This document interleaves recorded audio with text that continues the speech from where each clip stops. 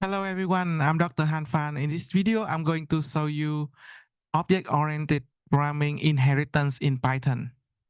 The child class or derived class inherits the methods and attributes from the parent class or the base class.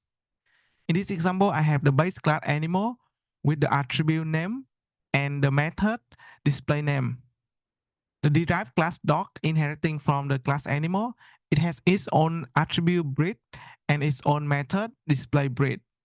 Another derived class is the cat class. It's also inheriting from the animal class. It has its own attribute for color and it has its own method display for color.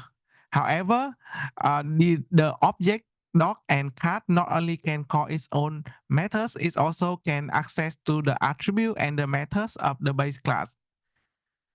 That's it for today's video. Thank you very much for watching. See you in the next one. Goodbye.